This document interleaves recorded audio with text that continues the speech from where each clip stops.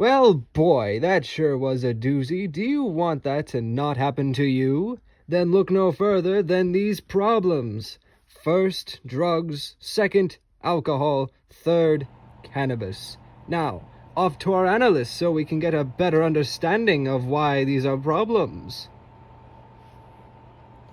Thank you, Jay. I'm the analysis Jackie. As we all know, drugs are either prescribed or illegal. The difference in their side effects is that there is really no difference, as they all have side effects ranging from making you feel unwell to being unable to focus fully. This is bad for you and everyone around you on the road. Why? Well, here's how. The effects of these substances can and will impair the ability to drive because they slow coordination, judgment, and reaction times. Not only this, certain drugs can cause you to become more aggressive on the road, like poor Cliff Jumper here. Now here's an example. Cliff Jumper here is taking some unhealthy drugs and stumbled out onto the road, transforms, drives impaired, becomes slow, starts swerving, not very reactive, and is very aggressive. Poor Steve. See, now he's been cut off and was put at risk. And uh-oh, here comes the police. They're here to take his T-Cog so he cannot drive anymore and give him a ticket that he'll have to pay. And he cannot drive for the next 3 months, minimum.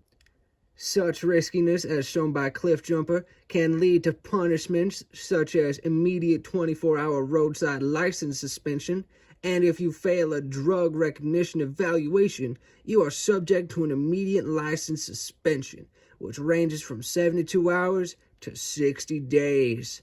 Poor Cliff Jumper. But this can be avoided.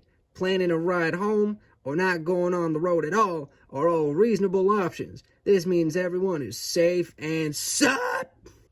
Oh my, sounds like you forgot to explain drinking and driving. Well, that's okay, we have a second analysis.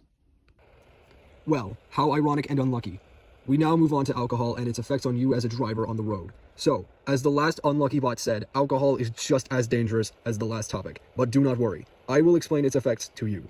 While drugs impair your driving, alcohol does the same, but more significantly, and lowers your control and driving capability. This increases the risk of accidents and endangering yourself and others by affecting judgment, coordination, reaction time, and vision. This isn't good for you or anyone else. This is more common only ahead to drugs. For punishments on the road, if you have a blood concentration above 0.08%, then you can be fined and may have your license suspended. Moving on to problem number 3. Cannabis is very effective in impeding your vision and control over yourself. A significant percentage of cannabis users with the driver's license admit to driving within 2 hours of using cannabis, with 13.2% reporting this behavior in 2019.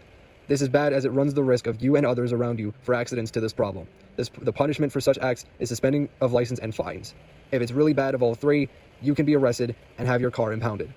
So now that we've talked about our problems and understand what happens and what are the punishments for such acts of being under the influence, thank you for listening. Back to you, Jay. Yes, well now we've learned a lot from this. We can now drive safely on the road and everyone can be safe.